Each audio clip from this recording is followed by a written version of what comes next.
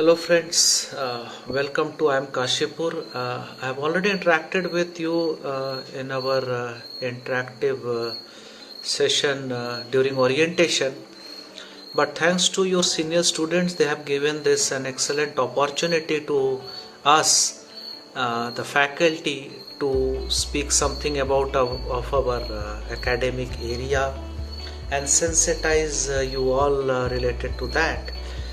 So I'm faculty from operations and supply chain, and to explain our area I take a very simple statement. Any business is actually what? Selling price minus cost price equal to profit. Now to make your business profitable, either you have to increase the selling price or reduce the cost price.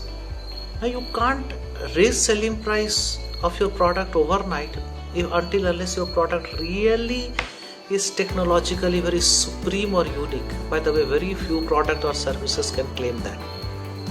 So other thing is reducing cost price. So can you do anything related to the cost of commodity, the raw material, wages and salaries of people? You can't. So the only opportunity is the saving in terms of operations and supply chain, in terms of how you procure, how you produce, and how you ship it, right? Procurement to production to logistics. And this is what we will be covering in our core course, operations and supply chain, and also in a series of electives, right from quality management, Six Sigma, project management, supply chain, analytics, and similar related other topics. Now, of course, like every other area, operations supply chain is also redefined in this difficult period, that is COVID-19. And COVID-19 has proved beyond doubt that traditional strategies like agility, robustness, flexibility, redundant capacity, surplus inventory are necessary but not sufficient to cope with this kind of global pandemic. So it needs to be deliberated whether a system of flexible manufacturing or a logistics network can bring a new dimension to supply chain resilience. Okay, like many manufacturers are changing their product line, they are shifting from one product to another, so how to bring out that resilience is going to be a big challenge now and in the coming days. Also, there will be behavioral changes in terms of demand of customers. Okay, so how our production line can adapt to those behavioral changes, how our procurement strategies should be tuned for food, pharma, healthcare supply chains to meet this vagary of demand. Will it may be possible to blend localization with globalization and practice glocalization? Time can be a better time to launch Atmanirbhar Bharat, where we need to produce in our own country. We are not a small nation like Singapore, so we can't survive as a nation of traders to get items produced in China and sell it through some e-commerce among Indian customers. We need to produce our own product. We do have manpower, we do have requisite skill set to produce. We have to build up that supply chain, and first and foremost is we have to bring that confidence back, okay, that we can produce. Okay, so like if you see in India, we have a legacy of producing right from textile to manufacturing industry. We have legacy which goes back to hundreds of years. But then unfortunately we have seen there is a jump from agrarian economy to service economy, completely bypassing the manufacturing industry. And this is one sector which can provide employment to the masses. I'm not talking to people like you and me who wear black colored coat and read pink colored newspaper. I'm talking about Janta crowd who need a meaningful employment. By the way, the problem of the country is not only unemployment but underemployment. And this is where operations management as an area stands apart.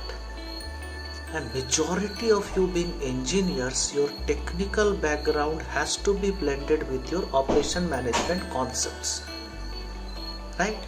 Now, if you see even the startups today, many of them are focusing towards some pain points related to operations and logistics. Take say for example logistics. 14% of nation's GDP roughly goes as a logistics cost, which is basically a non-value added activity. After all, through logistics you are not adding any value to your product. Of course, you cannot avoid it, but 14%, more than $200 billion we are spending as a logistics. Compared to Western country, it's only 8 to 9%. This is crime. This is where the focus of the nation should be. Build up a proper logistics infrastructure and then encash on it. Okay, where our produce is not only for the domestic market but for the global market. The new opportunities may also emerge in meeting education and training programs. Okay, where we need to sensitize people, and emergence of Industry 4.0, which you are aware, the fourth industrial revolution is going to integrate procurement, manufacturing, logistics by amalgamating this cyber physical system through Internet of Things, blockchain technology, artificial intelligence, big data, etc., etc. And this may usher in a complete transparency, visibility, interoperability and automation, thereby facilitating supply chain resilience in the post-COVID era.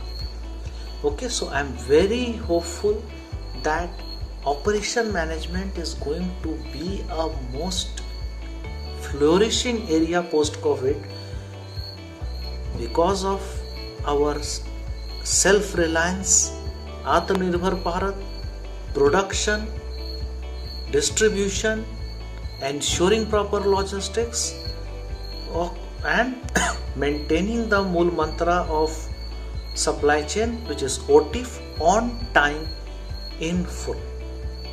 Okay, so I wish this pandemic is over soon. You are back to the campus where we'll have more interaction on this, more debate on this, not only in the class, outside the class. Okay, where I'll see many of you will participate in different case study competitions, win accolades over there, come up with new idea. Many of you may start off thinking a new venture, a new startup of your own, amalgamating your technical knowledge and the operational management, marketing knowledge which you gain over here. Okay, so together we can do something great. Okay, so wish you a very safe time.